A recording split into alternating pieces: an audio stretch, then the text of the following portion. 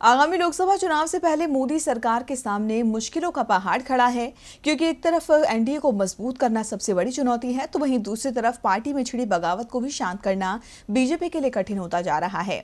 BJP सांसद शत्रुघ्न सिन्हा तो आए दिन मोदी सरकार पर कड़े प्रहार कर रहे हैं। आज तो उन्होंने पार्टी में अपनी अनदेखी को सीधा आडवाणी से ही जोड़ दिया। सिन्हा ने बताया कि आखिर किस वजह से उन्हें बीजेपी में शत्रु बनाया गया है।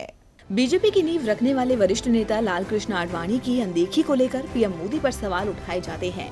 अक्सर कहा जाता है कि प्रधानमंत्री बनने के बाद मोदी ने आडवाणी को तवज्जो नहीं दी, हमेशा अपने आप को ही ऊपर रखा।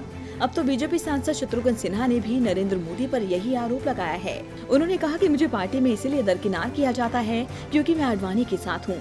दरअसल सिन्हा से पूछा गया था कि बीजेपी में उन्हें दूर क्यों कर रखा है। इसी सवाल पर सिन्हा का मंत्री न बनाए जाने का दर्द भी झलक आया और उन्होंने सीधा खुद को आडवाणी से जोड़ते हुए कहा कि मुझे इसलिए मंत्री पद नहीं दिया गया क्योंकि मैंने हमेशा बीजेपी नेता लालकृष्ण आडवाणी का साथ दिया है। उन्होंने कहा कि मुझे बहुत तकलीफ होती है, उस आदमी ने अपने बलिदान परिश्रम से पार्टी को सींचा। अटल जी के साथ पार्टी को 2 सीटों से 200 सीटों तक लेकर आए, वही आडवाणी जी आज कहाँ है। उन्हें राष्ट्रपति पद का ऑफर ही दे दिया होता, उन्हें सम्मान तो देना चाहिए था।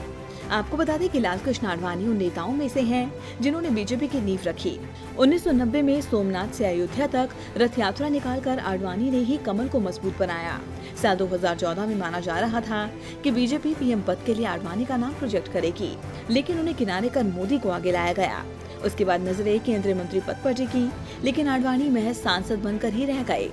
हालांकि इतनी अनदेखी के बावजूद राष्ट्रपति चुनाव में आडवाणी का नाम आने की अटकलें लगाई जा रही थी, लेकिन मोदी सरकार ने फिर उन्हें मौका नहीं दिया।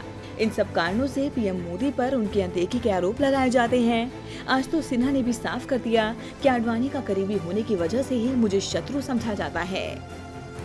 डीबी लाइव की रिपोर्ट। हमारे चैनल से जुड़े रहने के लिए YouTube पर टाइप करें डीबी लाइव, सब्सक्राइब बटन को क्लिक करें और बेल आइकन को दबाना न भूलें ताकि खबरें आप तक पहुंचती रहें।